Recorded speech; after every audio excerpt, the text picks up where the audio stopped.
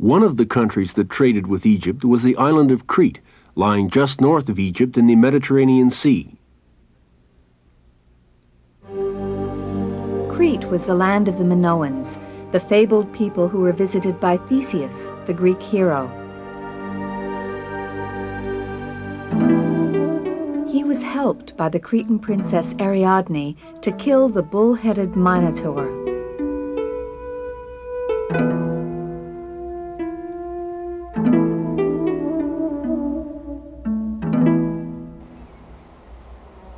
Crete, blessed with adequate rain and lots of sunshine, was able to grow grapes, olives, and vegetables. Pastures supported goats and cattle. They hunted deer and boar for food. Like Egypt, Crete had an agricultural economy and could produce a surplus for export. Painted Minoan pottery has been found in Syria and Cyprus as well as Egypt.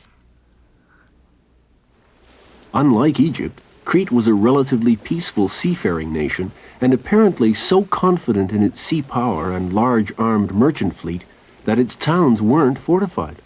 Isn't it fact that in all Cretan art, no scene of war has yet been found?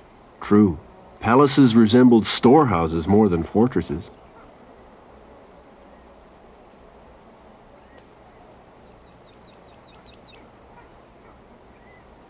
We can still see the huge pithy, or jars, used for storing wine and grain. There were palace settlements all over Crete. The most famous is Knossos. The palace followed a pattern similar to that of the temple complex in Sumer.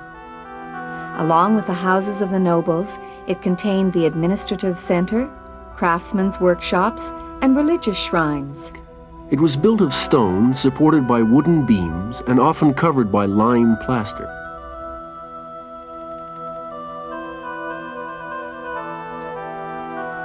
Called the Labrys, or House of the Double Axe, it also became known to the Greeks as the Labyrinth, after its intricate maze of corridors.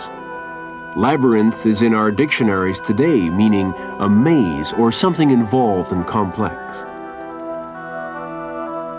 This room, with its 3,000-year-old stone throne, still intact, is considered the oldest throne room in Europe.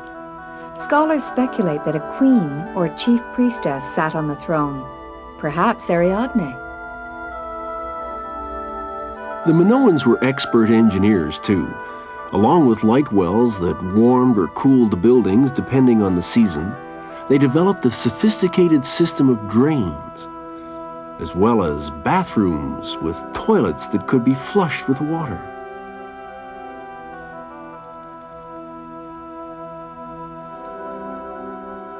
Minoan architects built houses with inner courtyards and light wells, a concept Europeans didn't utilize until 3,000 years later. As well as being good engineers, the Minoans created exquisite works of art. They painted the walls of their rooms and decorated their vases and furnishings with flowers, fish, animals, and trees.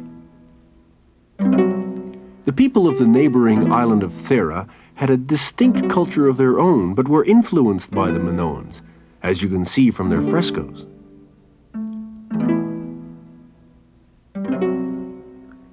All we know about the Minoan way of life is based on some elegant wall paintings, the artifacts, and architecture. Very little hard fact is known about them, as no one has yet deciphered their writing, called by scholars Linear A.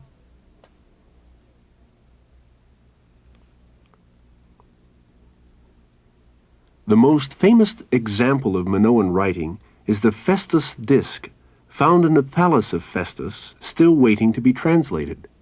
Looking at these paintings, you can see why both archaeologists and visitors to Knossos have been seduced by the slim, beautiful people in the murals.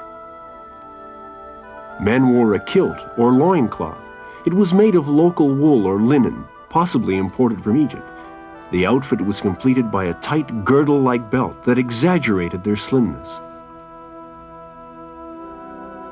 The women wore a loose-fitting robe with a deep neck that exposed the breasts.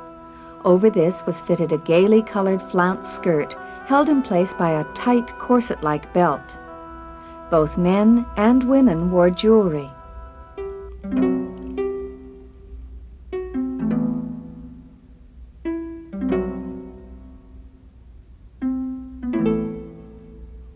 According to some, Cretans saw the supreme being as a woman.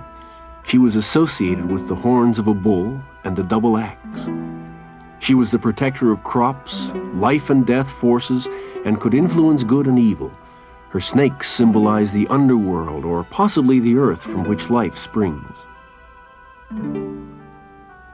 From frescoes and murals of women taking part in social life openly, comfortably feasting and gossiping at public gatherings, and the absence of a dominant king figure, scholars conclude that women played major roles in the society.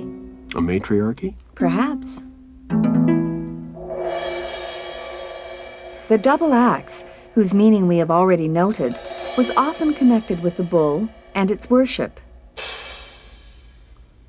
This veneration of the bull produced the most fascinating aspect of the Minoan culture, the spectacular bull-leaping ceremony.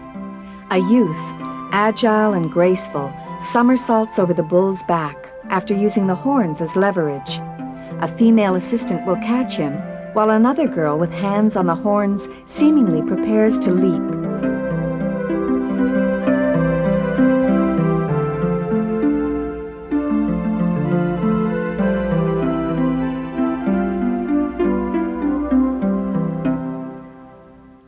From what we can see, their preoccupations did not include elaborate afterlife rituals. The body was simply folded into this sarcophagus and buried. Do you think they might have used it as a bathtub first? They seem a practical people, so why not? Unfortunately, the wealthy Minoan economy was coveted by others, and they were invaded by the more aggressive Mycenaeans from mainland Greece. From this great lion's gate at the fortress Acropolis of Mycenae may have come Mycenaeans to overwhelm the more peaceful Minoans.